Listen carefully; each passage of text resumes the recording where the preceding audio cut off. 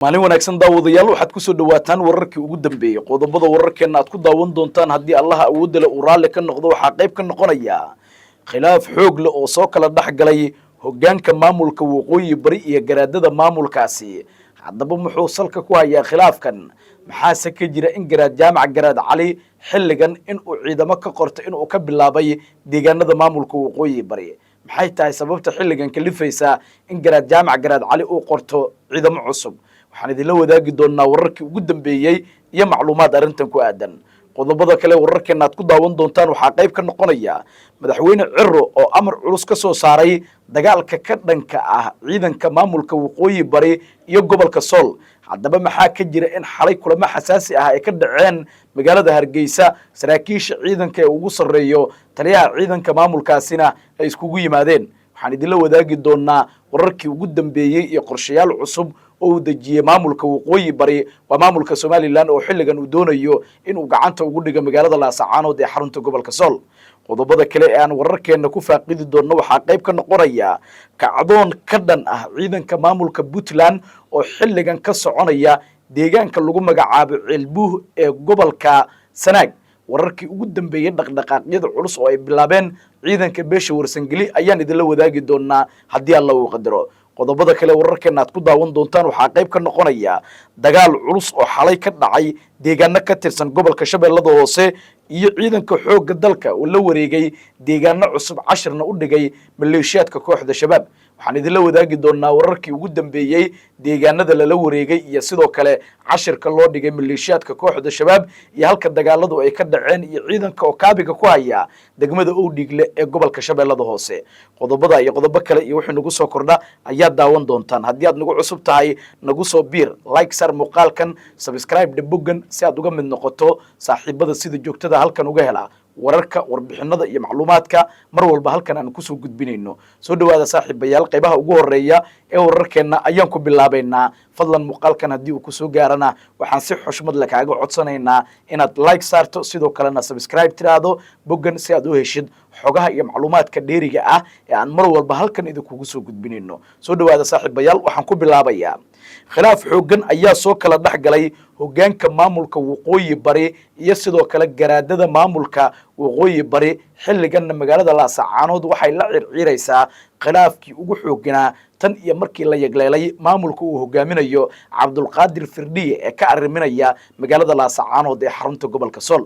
magaalada waxaa la sheegay in saacadii la soo dhaafay ay ka dhaceen kulamo xasaasi ah oo diiradda lagu saarayay sida lagu dhammayn karo khilaafka u dhaxeeya garaadada maamulka waqooyi bari ee uu hormuudka u yahay garaad jaamac garaad cali iyo sidoo kale hoggaanka maamulka waqooyi bari ee isna hormuudka u yahay Cabdulqaadir Firdhiye garaad jaamac garaad cali iyo maamulka waqooyi bari madaxda u arriminaysa khilaafkooda waxa uu soo bilowday muddo dheer kadib markii la bilaabay yagleelitaanka maamulka waqooyi bari oo si weyn uga hor yimid garaad jaamac garaad cali sheegayna in maamulkaasi uusan jirin wax tala ah oo uu ku leeyahay isla markaana uu qayb ka noqonaynin maamulka cusub ee laga yagleelayo magaalada Laascaanood ee xarunta gobolka Sool wax dhag jalaq ah looma siinin garaadka hadalkiisa waxaana la sii waday oo siyaasiyiintu ay ka howlanaayeen sidii loo yagleeli lahaa maamulka waqooyi bari oo ka kooban gobolada Sool iyo Sanaag iyo Cayn kuwaasi oo xilligan lagu mideeyay maamulka waqooyi bari isla markaana lagu doortay magaalada Laascaanood ee xarunta gobolka Sool in Cabdulqaadir Firdhiye 5 sano ee soo socota uu hogaamiyo maamulkii hore loo oran jiray SSC Qaatumo ee hadda magaca iyo calankaba laga bedelay ee loo bixiyay waqooyi bari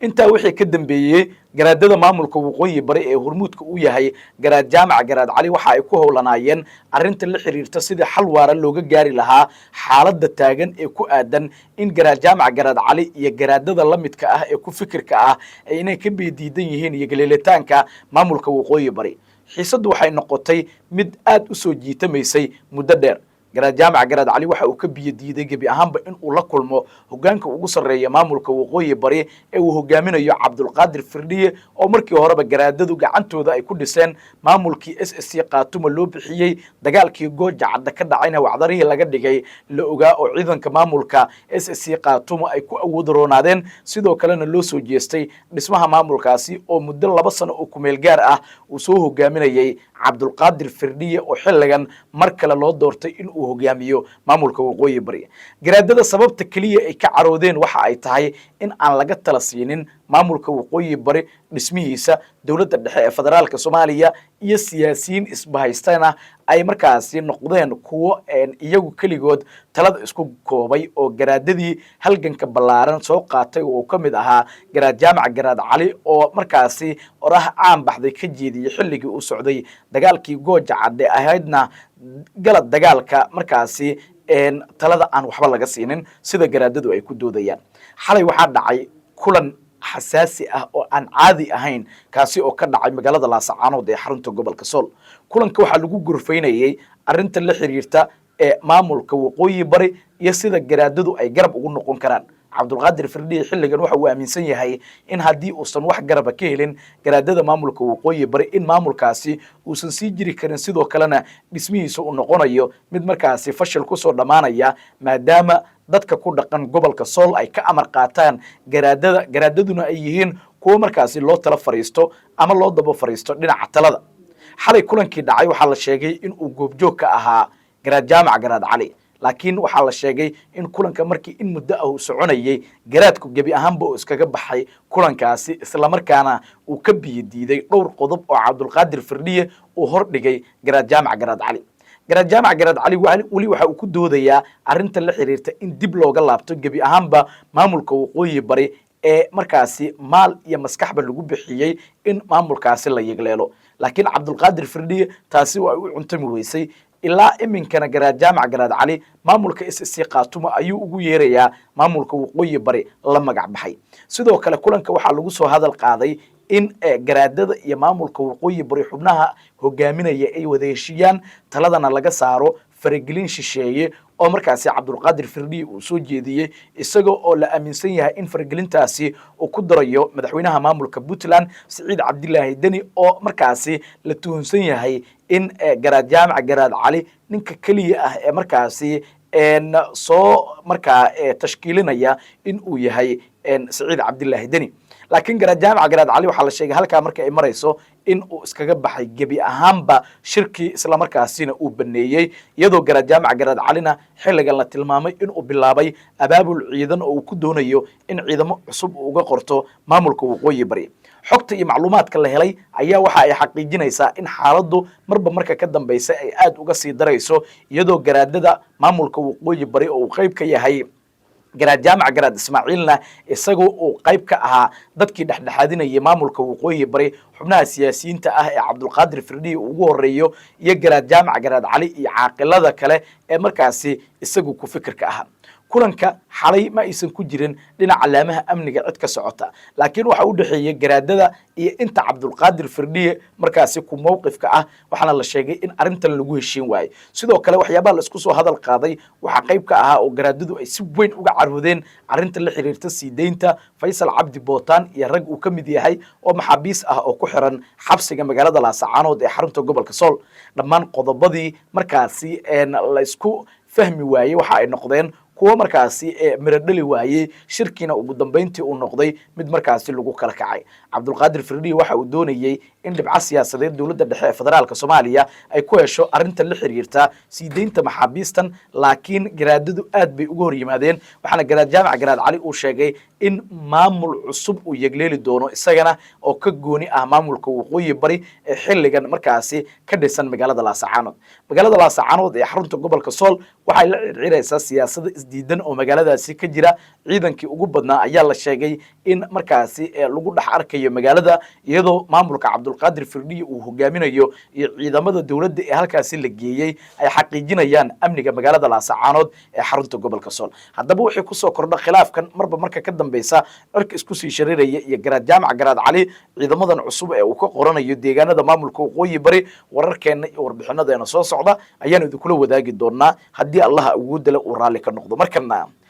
madaxweynaha maamulka Somaliland Cabdiraxmaan Cirro ayaa go'aan culus waxa uu ka soo saaray dagaalka ka dhanka ah maamulka waqooyi bari ee xilligan la doonayo in ciidamada maamulka Somaliland ay ku qaadaan magaalada Laascaanood ee xarunta gobolka Sool xalay magaalada Hargeysa ee caasimadda maamulka Somaliland waxa ka dhacay kulamo xasaasi ah oo jilbaha la isku dhigtay kaasi oo u dhaxeeyay saraakiisha ciidanka militariga maamulka Somaliland gaar ahaan kuwa taladu ay ka go'do duulaanka iyo dagaalkana lagu og yahay ee ugu horeeyo generaalka da'da yar ee hogaaminaya ciidanka maamulka Somaliland ninka lagu magacaabo Nimcaan Gaaxnuug waxaa la sheegay kulanka inuu ahaa mid albaabadu ay u xirnaayeen isla markaana uu u dhaxeeyay madaxweynaha maamulka Somaliland iyo sidoo kale xubnaha saraakiisha ciidanka ah ee uu horkacayo Nimcaan Gaaxnuug oo ah taliyaha ciidanka maamulka Somaliland kulanka waxaa la sheegay in uu albaabada u xirnaa saxaafadu dibad joog ay ka ahayd sidoo kalena looga arrinsanayay xeeladaha dagaalka iyo dhinaca militariga ila xigogaal ah oo ku sugan goobta kulanka uu ka dhacayay ayaa inoo xaqiijiyay in madaxweynaha maamulka Somaliland uu ku amray ciidanka maamulka Somaliland in ay galaan dagaalka isla markaana isbuuca soo socda la qaado dagaalkii ugu cuslaa oo ka dhan ah ciidanka maamulka waqooyi bari waxa uuna madaxweynaha maamulka Somaliland sheegay in uusan hurdo iyo hoyaad u oolin ilaa gacanta lagu dhigayo magaalada Laascaanood ee xarunta gobolka Sool tan iyo markii la iclaamiyay in madaxweyne Xasan Sheekh Maxamuud uu tagayo magaalada Laascaanood maamulka Somaliland waxa ay bilaabeen dhaqdhaqaaqyadii ugu cuslaa oo dhinaca militariga ah kuwaasi oo ciidanka maamulka Somaliland ay markaasi sameynayeen saacadii la soo dhaafay iyadoo cirana uu bixinayay amro kala duwan oo ku aadan in la weeraro magaalada Laascaanood ee xarunta gobolka Sool laakiin maamulka waqooyi bari iyaguna waxa ay ku talamayaan in ay weeraraan magaalada Ceergaabo ee gobolka Sanaag sidoo kalena gacanta lagu dhigo kulankii xalay waxa uu noqday mid markaasi saacado badan qaatay waxaana la sheegay in kulanka miradhal markii dambe uu ku noqday in amarka madaxweynaha la qaato sidoo kalena weerarka la qaado dhawaan ciidanka maamulka Somaliland waxa ay sheegeen in ay qaadi doonaan weerar cir iyo dhul ah waxaana la soo sheegayaa in xaaladdu marba marka ka dambaysa ay ka sii darayso sidoo kalena cabsi xooggan laga muujinayo in dagaal uu ka qarxo gobolka Sool ciidanka Somaliland ayaa saacadii la soo dhaafay waxa ay tijaabiyeen madaafiicda goobta iyo hub culus kaasi oo ay ka ridayeen xirada og waxaana saacadii la soo dhaafay iyo maalmihii aanu ka soo gudubnaba ciidanka maamulka Somaliland ee gaadiidkii iyo hubkii ugu badnaa ay keeneen deegaano iyo degmooyin ka tirsan maamulka gobolka Sool halkaasi oo xilligan ay buux dhaafiyeen ciidamo badan oo military ah madaxweyne Cirro ayaa faray madaxda taliska ciidanka militariga maamulka Somaliland in ay degdeg u qaadaan dagaalka ka dhanka ah ciidanka maamulka waqooyi bari ee xilligan damacu uga jiro Somaliland in ay gacanta ku dhigto magaalada Laascaanood ee xarunta gobolka Sool laakiin waxa ka sokeeya jagboontiyo aad u fara badan oo ay dhooban yihiin ciidamo aad u fara badan oo ka tirsan kuwa maamulka waqooyi bari waxaana maamulka Cabdulqaadir Firdhiye uu hogaaminayo xilligan kalsooni badan ay ku qabaan in jagboontiyadaasi la dhigay awgeed aysan soo gudbi karin ciidanka militariga Somaliland sidoo kalena aysan ku hamin karin inay gacanta ku dhigaan magaalada Laascaanood ee xarunta gobolka Sool haddaba wixii ku soo kordha wararkeena iyo warbixinadeena soo socda ayaan idin wadaagi doonaa haddii Allah ugu dilo u raali ka noqdo markana kacdoon ka dhan ah ciidanka maamulka Puntland ayaa ka bilowday gobolka Sanaag magaalada Ceelbuur ee gobolka Sanaag waxa ka soconaya dhaqdhaqaaqyo ciidan iyo isku soo baxyo looga soo horjeedo madaxweynaha maamulka Puntland Siciid Cabdilaahi Dani sidoo kale magaalada Baran waxa ka soconaya dhaqdhaqaaqyo ciidan oo ay wadaan ciidanka beesha warsangeli kuwaasi oo iyagu xilligan ku doodaya inay gacanta ku dhigi doonaan magaalada Laascaanood waa magaalada la yiraahdo Ceelbuur iyo deegaanada kale sidoo kalena ciidanka BMPF ta loo yaqaano ee maamulka Puntland gabi ahaanba laga saari doono deegaanadaasi taliya tooje iyo sidoo kale saraakiil kale oo shir la qaatay ee waxgaradka iyo cuqaasha beesha warsangeli ayaa la sheegay in laga soo saaray kulankaasi in gabi ahaanba ciidanka maamulka Somaliland waa maamulka Puntland laga musaafuriyo deegaanada beesha warsangeli ay degto ee gobolka Sanaag ka tirsan goobtii shilka uu ka dhacay ee lagu dilay caaqilka waxa iminka ku sugan ciidamo ka tirsan kuwa BMPF ta loo yaqaano waxaana la sheegay in wali ay dul haabayaan diyaaradaha dagaalka ee markaasi saaxiibada caalamka ee dhinaca cirka ka taageera Soomaaliya beesha warsangeli xilligan waxay u diyaar garoobeen dagaal culus waxayna sheegeen mar haddii caaqilka la dilay in aysan ka dhignayn in caaqilka oo kaliya la dilay laakiin beesha warsangeli dhammaanteedna iyaguna markaasi ay qayb ka yihiin xasuuqii loo geystay caaqilka iyo sidoo kale ninkii gaariga u waday taasi oo dambas laga dhigay gaarigii ay wateen halkaa uu ku geeriyooday caaqil cumar cabdullaahi ibraahim oo ahaa mid ka mid ah salaadiinta iyo waxgaradka ka soo jeeda deegaanada gobolka sanaag gaar ahaanna beesha warsangeli xogaha iyo macluumaadka la helayo waxa ay sheegayaan in durbadiiba ciidanka beesha warsangeli oo markii horeba hubaysnaa inay bilaabeen dhaqdhaqaaqyo culus waxaana laga cabsi qabaa in dagaal uu ka qarxo aagga deegaanka Ceelbuur halkaasi oo ay ku sugan yihiin ciidanka BMBF ta loo yaqaano ee maamulka Puntland waxaana Siciid Cabdilaahi Dani ay sheegeen in markan uu soo jeestay in markaasi uu xasuuqo beesha warsangeli sida saraakiisha qaar ay markaa hadalka u dhigeen waxayna sheegeen in xilligan wixii ka dambeeya dagaal ay kala hortagi doonaan sidoo kalena aysan aqbali doonin in markaasi deegaanada maamulka Sanaag in ay ku sii sugnaadaan ciidanka maamulka ee waqooyi bari waa ciidanka maamulka Puntland ee xilligan ka howlgalaya deegaanada gobolka Sanaag wuxuu ku soo kordhay dhaqdhaqaaqyadan culus iyo kacdoonka ka dhanka ah Puntland ee ka bilowday gobolka Sanaag ee beesha warsangeli garwadeenka ay ka tahay ee ka dhalatay xiisadii la xiriirtay ee dilkii Allah u naxariistay caaqilka wararkeena iyo warbixinadeena dambe ayaan idin kula wadaagi doonaa laakiin aragtidaada qaybaha hoose commentiga nagula wadaag sidee u aragtaa in kacdoon ay bilaabaan ciidanka beesha warsangeli sidoo kalena laga cabsi qabi karo in isku dhac dhinaca ciidanka beesha warsangeli iyo kuwa Puntland dagaal ah uu ka qarxo deegaanada gobolka Sanaag gaar ahaan Ceelbuur iyo sidoo kale magaalada Badhan oo hadda ka hor uu ka dhacay dagaal culus oo u dhaxeeyay beesha warsangeli iyo sidoo kale ciidanka maamulka Puntland wuxuu ku soo kordhay wararkeena dambe ayaad ku daawan doontaan aragtidaadana nagula wadaag qaybaha hoose commentiga ugu dambeyntiina dagaal culus ayaa waxa uu ka dhacay qaybo ka mid ah gobolka Shabeellada Hoose waxaana ciidanka xoogga dalka u suurta gashay in ay deegaano cusub la wareegaan maleeshiyaadka kooxda shabaabna cashir ay u dhigaan wararka ka imaanaya deegaano hoos yimaada degmada Owdhiigle ee gobolka Shabeellada Hoose ayaa ku waramaya in ciidanka xoogga dalka oo garabsanaya kuwa nabad ilaalinta ee midowga Afrika in weerar culus ay ku qaadeen deegaan dhowr kiiloomitir u jira degmada Owdhiigle ee gobolka Shabeellada Hoose halkaasi oo ay ku sugnaayeen maleeshiyaadka kooxda shabaab ciidanka ayaa la sheegay in dhowr jiha ay ka weerareen deegaanka waxaana goobta loogu tagay horjoogayaal ka tirsan maleeshiyaadka kooxda shabaab saraakiil ka tirsan ciidanka ayaa noo sheegay in ay gacanta ku dhigeen maleeshiyaadka dagaal in muddo ah soconayay kadibna ay suurto gashay in markaasi horjoogayaasha qaarkood ay baxsadaan qaarna goobta lagu duqeeyo halka qaar ka mid ah maleeshiyaadkana iyaga oo nool ay gacanta ku dhigeen sida saraakiil ka tirsan ciidanka xoogga dalka ay noo xaqiijiyeen xaaladda gobolka Shabeellada Hoose ayaa u muuqanaysa mid marba marka ka dambaysa ka sii daraysa waxaana deegaano cusub lagala wareegaya maleeshiyaadka kooxda shabaab deegaanada dagaaladu ay ka dhaceen waxa la sheegay in gabi ahaanba ciidanku ay cagta mariyeen 4 saldhig oo deegaanadaasi ku yaalay sidoo kalena ciidanku ay kaabiga ku hayaan degmada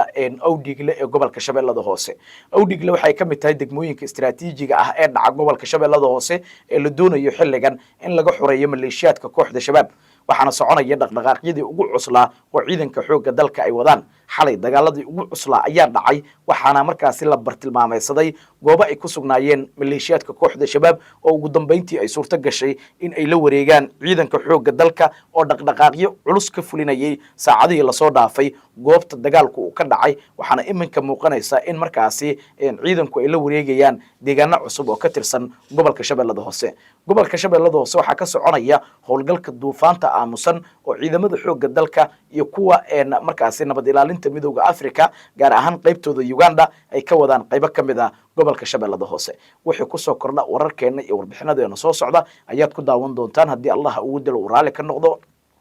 haddii aad nagu cusub tahay nagu soo biir like share muuqaalkan subscribe da boggan si aad uga mid noqoto saaxiibada sida joogtada ah halkan uga hela wararka warbixinada iyo macluumaadka mar walba halkan aan ku soo gudbinayno aragtidaadana nagula wadaag qaybaha hoose commentiga waad mahadsantihiin soo dhawaada maalin wanaagsan